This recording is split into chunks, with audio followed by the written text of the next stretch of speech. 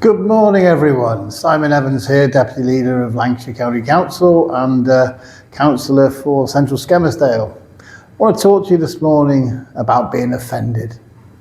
Sir Jim Ratcliffe yesterday said that this country was being colonised. Okay, could have used the word invasion. I agree with him. This morning I've been watching on the news and in the papers that people are offended, horrified, outraged because this man has an opinion. And that kind of summarises where we are at this country. If someone has an opinion, I believe in what he's saying. I think he's quite right. Can I tell you what happens when people are offended? Absolutely nothing. It's not like the next day you say, oh, I was very offended by Jim Ratcliffe and what he said and my leg fell off. Nothing happens. Who is arrogant enough to think they can't go through life being offended? Offended, the hard left, the regressive hard left, constantly use the word colonisation. They throw it around all over the place. And yet no one's asking them to apologise. The man is saying the truth and what he sees it as he believes it, as do I.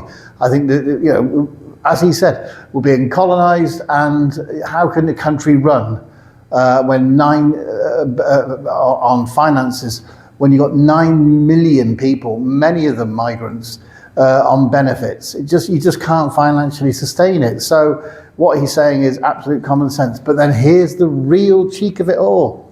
The Prime Minister has asked him to apologise. Prime Minister, I'm not calling him that anymore, Keir. Keir has asked him to apologise.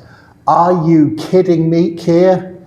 You have asked him to apologise after the last 18 months of your miserable government, which has brought everybody down, which is costing us a fortune. Today's growth figure, 0.1.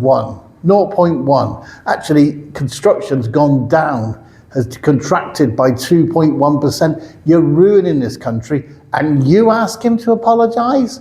After the last 18 months, let's just go back 2 weeks.